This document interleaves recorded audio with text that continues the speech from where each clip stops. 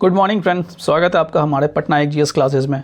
आज मैं जो न्यू टॉपिक लेके आ रहा हूँ ये आपके एग्जामिनेशन के लिए बहुत ज़्यादा इंपॉर्टेंट है और इसको आप ध्यान से देखिएगा, ध्यान से सुनिएगा। तो टॉपिक स्टार्ट करते हैं। टॉपिक है सामान्य नागरिक संहिता, जो अभी हाल ही में न्यूज़ में रहा है, यूसीसी जिसको बोलते हैं, यूनिफॉर्म सिविल कोड। अब इसमें क्या हुआ है कि देखिए, यूसीसी का आशय पूरे देश में सभी नागरिकों को के लिए एक समान कानून लागू करना है। यूसीसी का मतलब ये हो गया कि आपका पूरे देश में आपका एक समान कानून लागू किया जाएगा। यह समान कानून सभी धर्मों समुदायों के विवाह, तलाक, विरासत, गोद लेने का अधिकार जैसे मामलों में एक समान लागू होगा, चाहे वो आप किसी भी धर्म में हो, सब कानून एक तरह का लागू होगा। अब देखिए, संविधान के पार्ट 4 यानी भाग 4 के तहत आर्टिकल 44 के अनुसार भारत के संपूर्ण राज्य क्षेत्र में नागरिकों के लिए एक समान नागरिकता संहिता को लागू कर सकता है। ये हमारा कॉन्स्टिट्यूशन में भी लिखा गया है। अब आगे देखिए, इसमें सबसे इम्पॉर्टेंट है कि जो एग्जामिनेशन के लिए इम्पॉर्टेंट है कि उत्तराखंड जो है उत्तराखंड यूसीसी पर कानून पारित करने वाला देश का पहला राज्य बना है। ठीक ना, तो ये चीज़ को आप ध्यान में रखिएगा।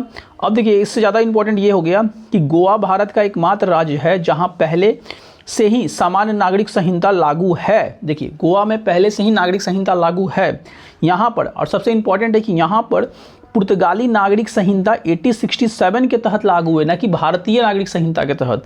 ठीक है ना, तो याद रखिएगा ये पॉइंट। उसके बाद देखिए, जो यूसीसी से अलग है। अब देखिए, इसका कुछ केस देख लेते हैं कि आखिर क्या क्या केस चला था जिसके कारण से यूसीसी को लागू किया जा रहा था, किया जाएगा या जो भी है। तो देखिए, पहला है आपका साहवानो केस, ठीक है, 1985, जो कि रिलेटेड है यूसीसी के तहत। ये आपके एग्जामिनेशन के लिए इंपॉर्टेंट है, मैच द फॉलोइंग्स वगैरह में ये सब क्वेश्चन पूछेगा बीपीएससी।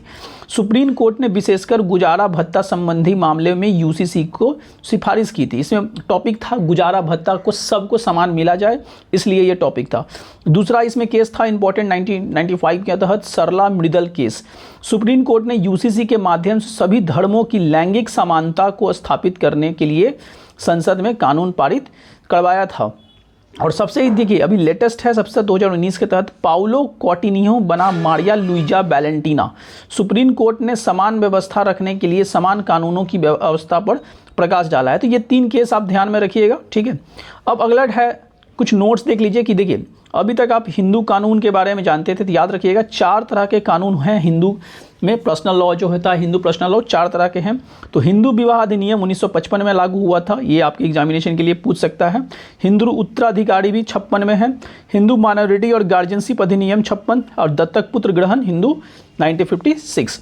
तो इसको भी ध्यान में रखिएगा। और अगला टॉपिक के अंदर आते हैं हम लोग, 6ठी अनुसूची यानी कि 6th शेड्यूल, जो कि अभी करंट में आपका ये चर्चा पे टॉपिक पे रहा। इसमें बात क्या है कि लद्दाख जो है को भारतीय संविधान की 6ठी अनुसूची के तहत जनजातीय क्षेत्र के रूप में मान्यता देने के लिए वहाँ के लोग विरोध प्रदर्शन कर रहे हैं। अभी भारत सरकार ने क्या किया है कि लद्दाख को 6ठी अनुसूची में डाल दिया है, लेकिन जो लद्दाख है वो कह रही है कि नहीं, हमें 6ठी अनुसूची में नहीं रहना है, हम पहले की तरह रहना चाहते हैं।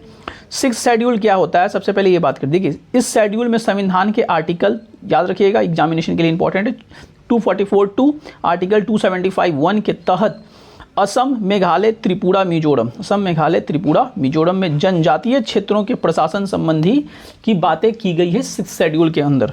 अब देखिए, इसमें क्या है कि यहाँ पर होता क्या है कि ये 4 राज्य असम, मेघालय, त्रिपुरा, मिजोरम को अपने अपने राज्यों में स्वायत्त जिला परिषद, मतलब ऑटोनोमस डिस्ट्रिक्ट काउंसिल, जिसको शॉर्ट में आप कहीं कहीं एडीसी भी लिखा रहेगा, कि और स्वायत्त प्रादेशिक परिषद यानी कि ऑटोनोमस रीजनल काउंसिल को गठित कर सकती है, करने का अधिकार है। देखिए, यहाँ पर हम समझा देते हैं इसको, किया क्या बोला है। स्वायत्त जिला परिषद कहने का मतलब है कि गवर्नमेंट जो है वहाँ की वो नहीं चलाएगी, वहाँ के लोग जो हैं वो मिल के, जो भी पार्टी संगठन है, लोग मिल के ऑटोनोमस डिस्ट्रिक्ट काउंसिल को चलाएंगे। ठीक है ना, अपने ढंग से। भारत सरकार का इसमें कुछ खास हस्तक्षेप नहीं रहेगा। ठीक है ना। अब आगे देखिए, इसमें खास बात क्या है कि यहाँ तो हमने बता ही दिया, एक ऑटोनोमस रीजनल काउंसिल भी चलाया जाएगा। अब देखिए, ये एडीसी और एआरसी को विधायी शक्ति, कार्यकारी शक्ति यानी कि लेजिस्लेटिव पावर, न्यायिक शक्ति, जुडिशरी पावर, वित्तीय शक्ति, फाइनेंस शक्ति, ठीक है ना, ये सब दी जाती है। मतलब वो लोग खुद पावर में रहते हैं। ठीक है ना। तो ये किसी भी स्टेट के लिए होता है कि वहाँ के लोग खुद एक तरह से समझिए कि पावर चलाते हैं, जैसा कहना हम चाह रहे हैं। अब देखिए होता क्या है अंतर 5th शेड्यूल और 6th शेड्यूल में। तो 5वीं अनुसूची और 6ठी अनुसूची में क्या अंतर है? देखिए ये भारत के किसी भी राज्य को कुछ जनजातीय क्षेत्र पर लागू होता है। याद रखिए कुछ लिखा हुआ है, ठीक है ना। वर्तमान में अभी 10 राज्य हैं जो कि 5th शेड्यूल को फॉलो कर रहे हैं। अब देखिए इसमें क्या है कि ये भारत के 4 पूर्वोत्तर राज्यों पर ही लागू है, असम, मेघालय, त्रिपुरा, मिजोरम। दूसरा है कि इसका प्रशासन जो होता है जनजातीय सलाहकार परिषद ट्राइबल एडवाइजरी काउंसिल के तहत किया जाता है। और इसका जो प्रशासन होता है परिषद, अभी जो हमने ऊपर नाम लिया था एडवाइजरी काउंसिल वाला, ठीक है, क्षेत्रीय परिषद के तहत किया जाता है। अब देखिए इसमें जनजातीय अधिकारों की सुरक्षा पर बल दिया जाता है और इसमें स्वशासन मतलब खुद की शासन चलाने की पर बल दिया जाता है। सो यहीं पे मैं ख़त्म करते हैं इस टॉपिक को और मिलते हैं नेक्स्ट वीडियो में। बने रहिएगा और हमारे चैनल को लाइक एंड सब्सक्राइब कर दीजिएगा अगर वीडियो पसंद आती है तो। धन्यवाद।